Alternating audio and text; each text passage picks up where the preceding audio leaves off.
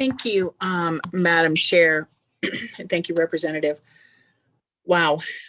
First of all, I want to do a huge thank you to the callers. You guys basically made all of my points. Thank you to all the people that emailed me, to the people that texted me, and my poor assistant that told me that she got hundreds of calls that said to vote absolutely no on this bill.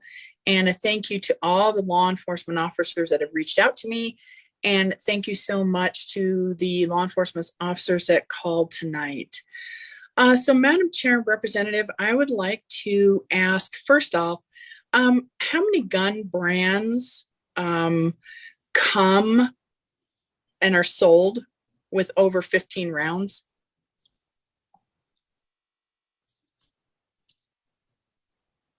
Madam Chair and Representative, I don't know that. Do you have the answer? Representative and Madam Chair, what I was trying to get at, in case you don't know, there are numerous guns that come with over 15 rounds. There's a Glock 17, there's a Sig Sauer P320, there's a Smith & Wesson MP 2.0, and many of the 9mm guns that I purchased come with over 17 rounds. So basically, if we pass this bill, first things first, I don't even know, because New Mexico, I think it's like the second or third highest gun ownership in the United States. Right off the bat, we are making, I don't know, I would say at least 500,000 more people felons right off the bat. That's the first thing. So let's just say we have million gun owners, half of those have those. So there's 500,000 people that are now felons. Most rifles also come with 30 rounds. So if we now add our hunting rifles, I think pretty much we're close to, I don't know, 1 million people, because we have a very high gun ownership. So we've just made 1 million people felons in New Mexico. So when I see this as the pipeline to prison. We're going to take 1 million people, 1 million people that are not using their guns in nefarious ways, and we're going to make them felons overnight. And there's some people who don't want to give up their rights, and they shouldn't have to, because they're not doing anything wrong. What we're trying to do is we're trying to target the people who are criminals, but instead we're going to have, I don't know, maybe upward of 1 million people that are felons overnight. May or may not be that high, but I'm just saying we have the highest gun, like third highest gun ownership in New Mexico. So how much is it going to cost us? I don't know, let me take a low estimate. If we have 500,000 people that have a high capacity magazine and they don't want to turn them in, and we have to go out and get them all and arrest them and charge them as felons, how much is that going to cost the taxpayers, Madam Chair and Representative?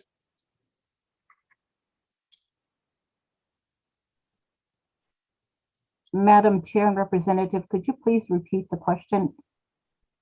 Yeah, sure. Let's just take a low estimate. Said that we're probably going to make 1 million people felons overnight, because there are a lot of people with guns in New Mexico. And let's just say 500,000 people say, I'm not going to surrender my magazine that came with 17 as opposed to 15 rounds. How much is it going to cost us to go out and arrest these people, or how much it's going to cost us in the court system to process these people? How much is it going to cost us for all of these new felons that we're going to have? Well, Madam Chair and Representative, first of all, I don't think you become a felon unless you commit a crime.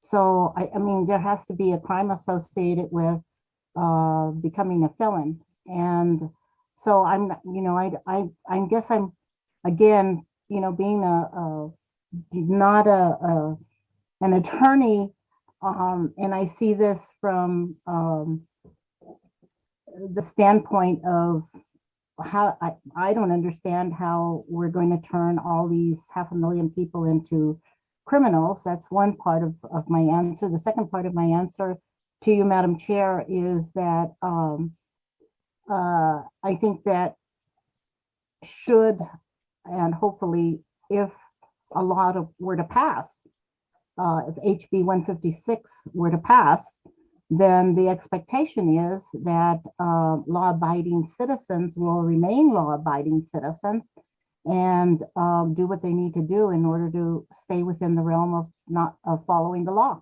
I don't have any answer. I can't do the math for you or with you right now, but those are the only things that I can answer at this particular point, because there's too many what ifs, and I don't know. I can't support, Madam Chair, what you're saying and then your numbers to make the figures, but it does, Madam Chair and Representative, it just doesn't make logical sense for me to go that route right now, because again, if you're a law-abiding citizen and you're going to follow the law, then and if there's a law in place, then you're going to find a way to comply with the law. Thank you, Madam Chair. Okay, Madam Chair and representatives, and I'm very confused. The bill says on page 1 that that is prohibition. That means possession. Okay, let's just say I have a Glock 17. It has 17 rounds, not 15. I don't agree with your infringement on the Second Amendment. So let's say the other 500,000 people in the state that have over 15 rounds do not agree with you. They are now, that day this bill is passed, that day, those 500,000 people are felons because they're in possession.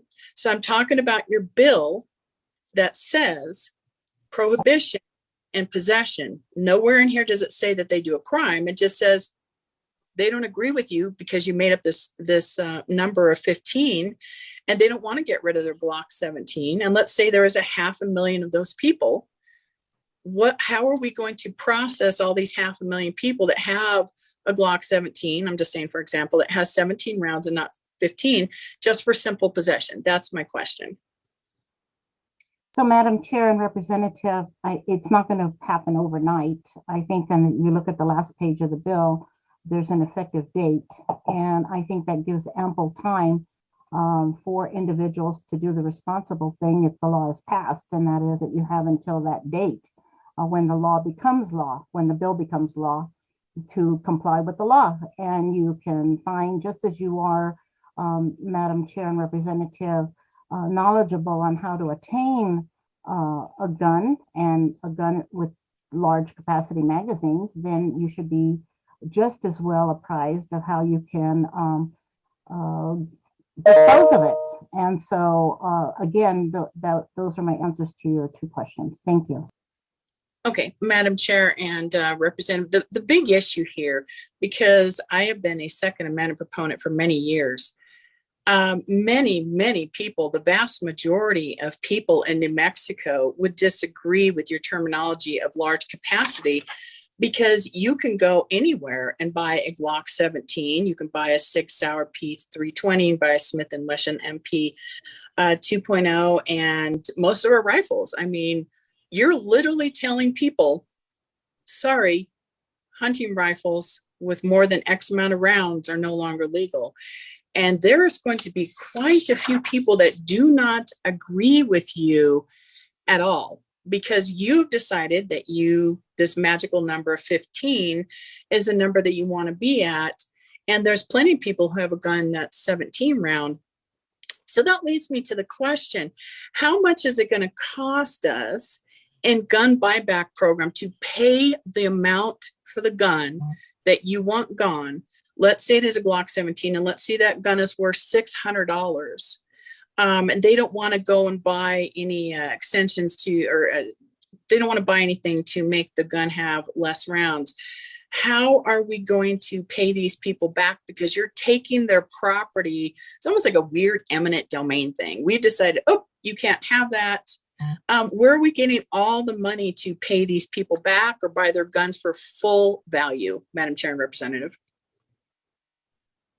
Madam Chair, Representative, I don't believe that House Bill 156 is the buyback bill. Okay, Madam Chair, Representative, that might be something you want to consider in this, because you're telling people, I don't know, take anything. you can't drive a car anymore, or you can't drive this car. Well, then you have to pay them back for the loss of their property, because you're doing this bill and making anybody who has anything over 15 rounds, you're making them felons for possession. This is probably the most egregious pipeline to prison bill I think I've ever seen, because these people are going straight to prison because they're now felons. So I do have a question on the appropriation. You have $1.5 million of tax dollars to fund the Department of Public Safety, et cetera, et cetera. But what is this going to cost us for all of the people that may end up in prisons, and all of these people that are going to end up in the courts? How much is this really going to cost us for all of this to happen with, let's say, 500,000 people now being felons? Madam Chair and Representative, I appreciate your various scenarios, and I appreciate your various numbers. However, if we look at the bill and what the intent of the bill is, I think it's pretty clear cut that if you're in violation of the law, if the law is enacted as per House Bill 156, then that's when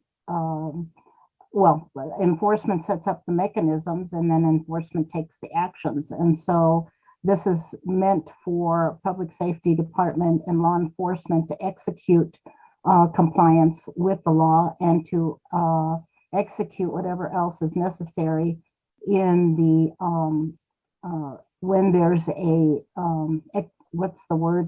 when the law is broken and a crime is committed and a large capacity magazine gun is used in the commission of that, and there's a clear-cut association to this bill, then that's when all of law enforcement kicks in, and that's where the appropriation was set up, so that we've been told over and over again, Madam Chair, that we're not providing the adequate support funding-wise in ways to help in our laws and in ways to help deter or prevent.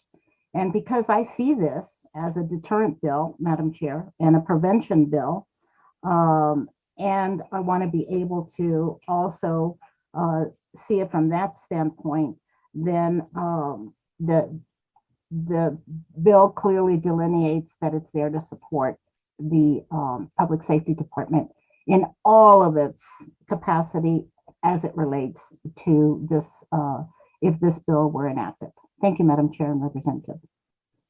Madam Chair, Representative, that brings me to a really good point. Just because lawmakers, usually when I try to make a law, I'm trying to think what would be the best for New Mexico and New Mexicans without infringing upon their rights. And I definitely see this as a definite infringement upon their rights. And there was a time where we thought that women shouldn't vote. That wasn't, at that time, they thought it was a good intention, and it wasn't. So sometimes laws aren't necessarily of good intent. When you talk about deterrent, I start thinking about things like prohibition. Man, prohibition was the best thing to ever happen to alcohol. Colorado thought this was going to be a prohibit. And guess what happened? If we're going to follow the science, it didn't work. It didn't work at all. And I wish you would have read some of the statistics about Colorado, like Tara had brought up earlier, that there's been increases of shootings since they took away large capacity bans. So the science says it doesn't work. So let me move along. Could a felon, Madam Chair and Representative, if this bill is passed, just go over to Texas and Arizona and buy a extended magazine? Or could somebody who wanted to, if they just want an extended magazine, they just go right over to Texas and Arizona and buy one? Is that correct?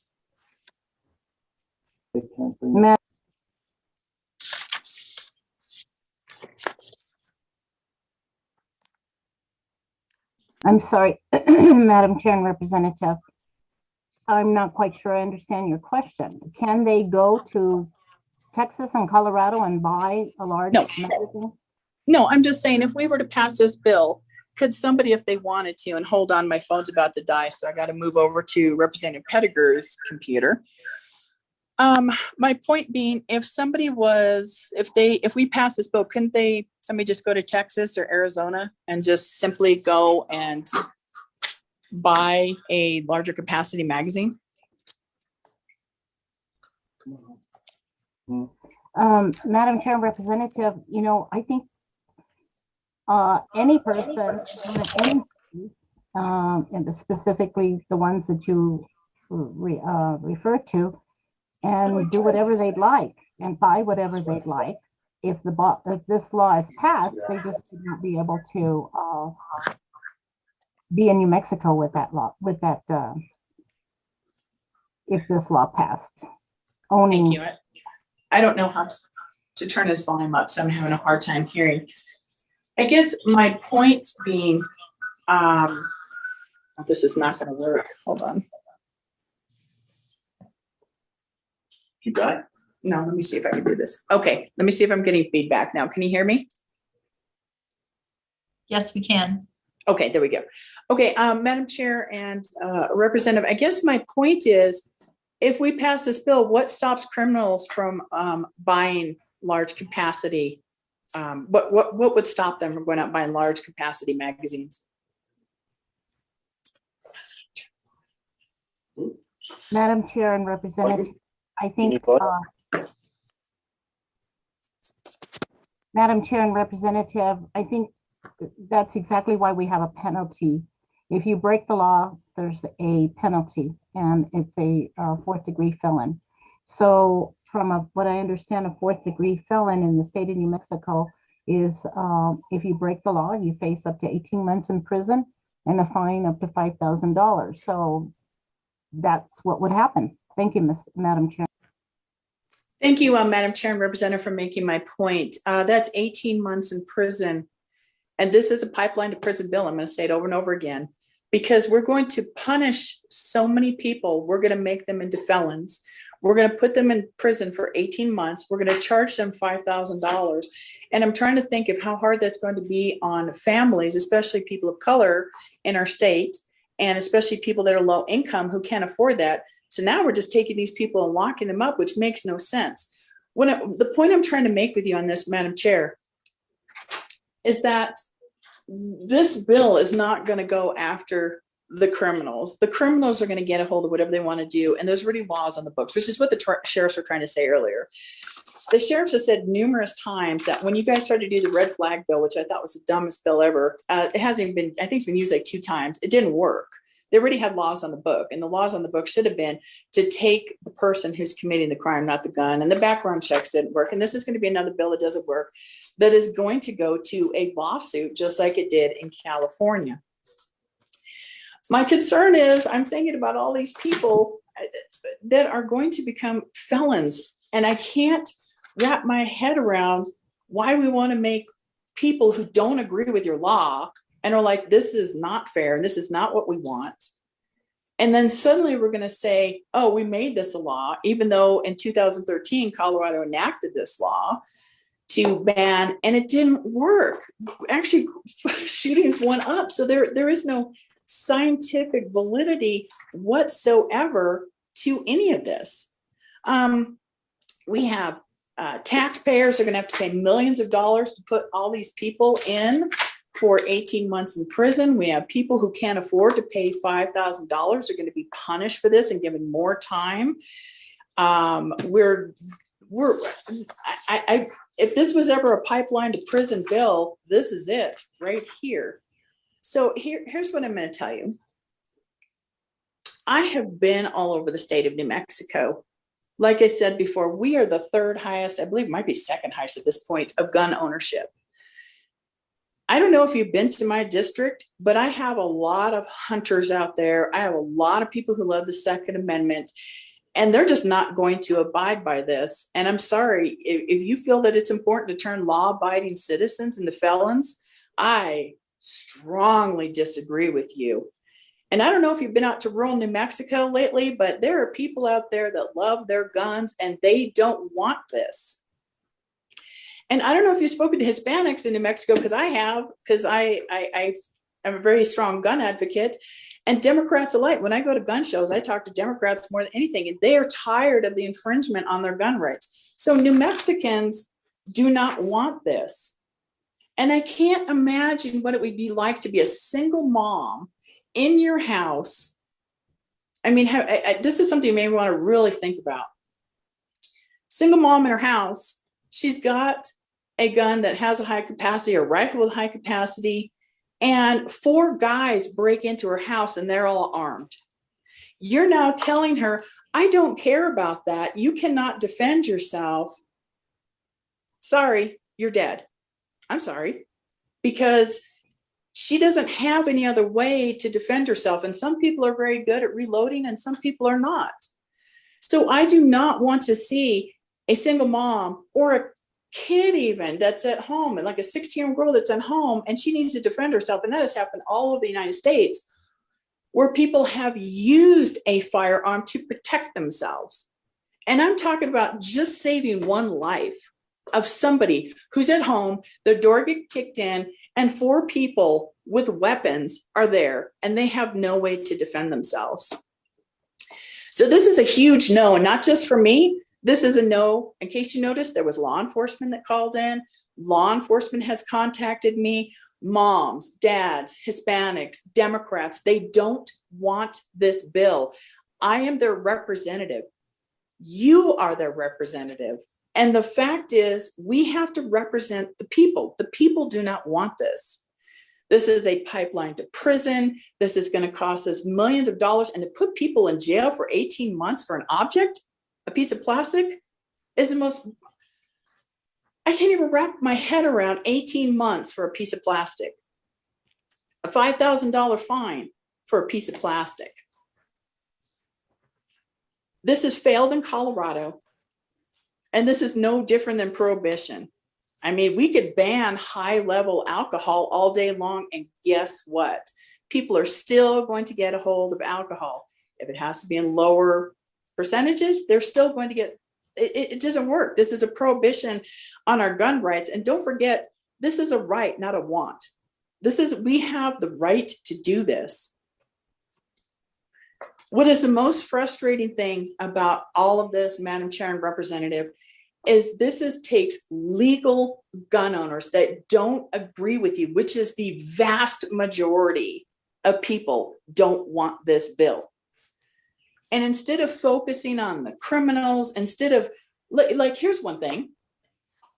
We have like no bail here. People commit murder all the time and they're just released. People are released all the time. We should reinstate our bail. We should do more things to prevent people from getting to this point in their life. We should be tougher on criminals. We should fix the criminal problem. We should fix the mental health problem. And this bill is a pipeline to prison for law-abiding citizens. And I cannot tell you how much I disagree with this bill, along with all the other people that called and the hundreds of people that sent me emails and the thousands of people, hundreds of thousands of people that own guns across New Mexico. And I just want to remind you that we're elected to represent the people, and the people don't want this bill. Thank you, Madam Chair, Representative, yield my time.